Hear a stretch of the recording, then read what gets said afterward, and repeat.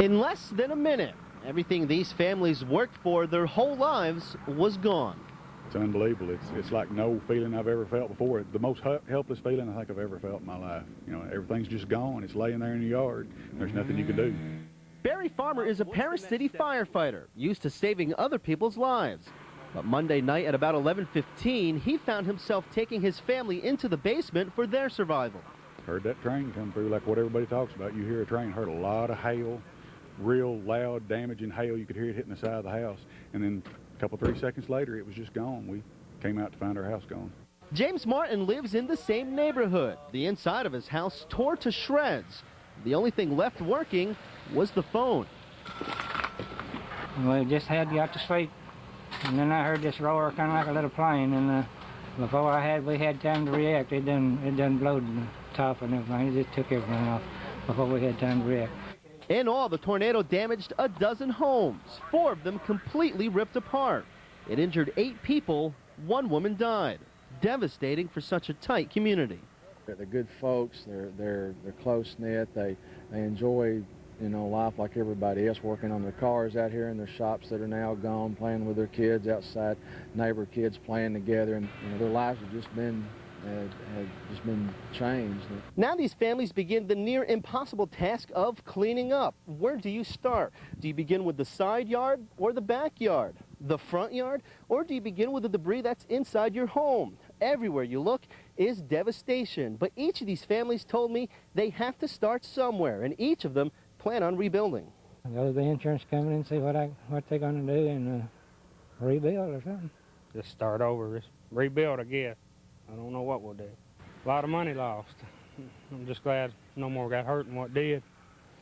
I'm disappointed on my loss, but I don't really know what to say about it, to tell you the truth.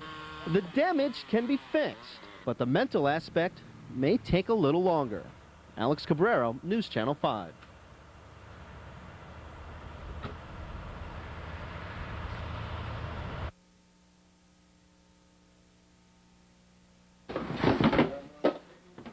There are just no words to describe our gratitude. Members of the Bethel Fellowship Mennonite Church were some of the first volunteers to respond to the disaster on Clifty Creek Road. Orpha and Marlon Wagler are members of the Mennonite Rescue Squad. I had never seen it this bad. I've seen some tornado areas, but nothing like this. The church sent over this wooden shed so the Clement family would have a place to save what can be saved. They've come out and cleared debris and, you know, offered help and shelter. But they're wonderful people. There are people in the house right now. Their wives and sisters and women are in the house right now packing up her dishes, boxing things up. Darlene Wagler says it's easy for the Mennonite community to help because they could have easily been victims as well. The tornado tore a 5-mile path through Henry County. I never saw anything like it. I've never been in an area like this, but everything torn apart. Unreal. Many of the storm's victims have put their trust in these deeply religious people. But it's amazing how they trusted us. They told us whatever we think, you know, as far as what they want and what we need to put on the trash pile. When you ask what inspires them, they quickly respond, it's their faith in God. It's not that we want to do it for our honor and glory, but we want to do it for the sake of Christ and for what we want to give him the honor and glory for doing the work.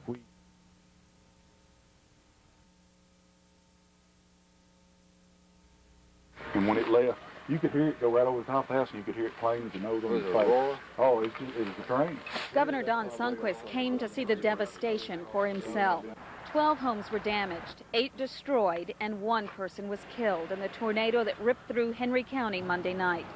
30-year-old Beth Goforth died, and her 2 young sons were injured when their mobile home was blown away in the storm. The lady of this house had been watching a DVD in the family room. She had fallen asleep on the couch right here when the storm hit without any warning. I got up and the storm kind of followed me through the house, and the family room collapsed as I got out of it. Her husband David was in the back room watching as the storm approached. My ears were popping, and I turned to come back into the bedroom, and the window blew out and things were flying by my face, and I felt my feet kind of coming off the ground, and I just squatted down and I was holding onto the door and the commode, and within a few seconds it was over. The Clements say their home is a total loss, but Lisa says in the light of day she found something to be thankful for. Where I was laying, there was a cross out of some 2x4s, a perfect cross that was laying on the cushion where I was laying. So I believe in signs, and I believe that I definitely had angels all around us. So, you know. This mattress right here doesn't belong to us. It came from over there, and how did it get in here? We don't know. But Barry Farmer is a firefighter. He and his wife and 2 children ran into the basement of their home just as the storm hit.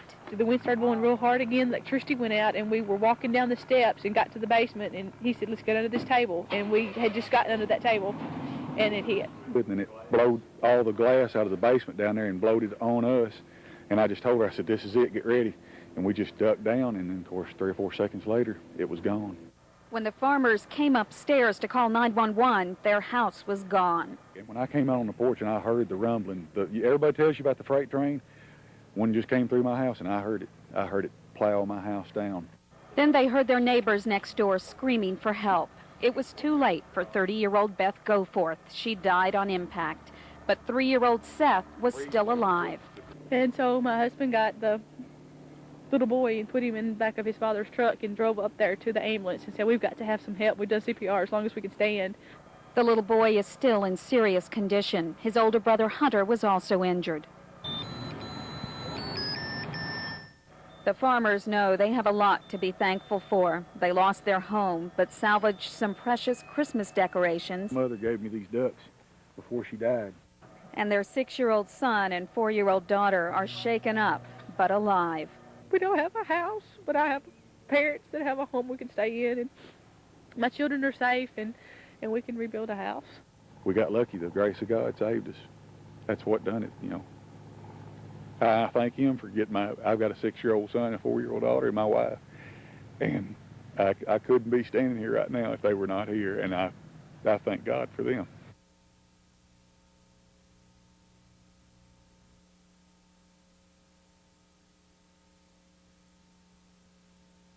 We're just walking around in a daze, don't know what to do. You do not know what to do. Sherry Robbins' parents' house is still standing, but insurance adjusters found a lot of damage. It's a mess in there. The 2-bedroom ceilings are down. The living room ceiling's in. It's all caved in. Red Cross volunteers went door to door offering help to victims. Like any disaster, we try to relieve suffering. This family wasn't home, but they left a message for friends and relatives saying, we are okay. It rained all day here, adding insult to injury as victims tried to clean up. Not as much cleanup as people would like to do, I think. We would have liked to have done more, and I think people would have liked to have gotten out more, but there's been a lot of rain, really, especially this morning, a lot of hard rain. It's been really hard to get much done. Even though many people lost everything, they were still trying to salvage what they could, covering up cars that were damaged with tarps to keep the rain out, hoping they could maybe save some of their personal things. The Clements were able to save their new kitchen cabinets and some china, but not much else. The insurance said it's totaled, so I can either rebuild or just tear it down and start from scratch, and that's probably what we'll do. Other victims, like firefighter Barry Farmer, also plan to rebuild from this killer tornado, but in the meantime, he's getting on with life. We got us a place to live, got electricity and gas turned on it, and found some furniture and getting all that stuff ready to get set up, and just gathering up first thing and another, trying to get back to household life.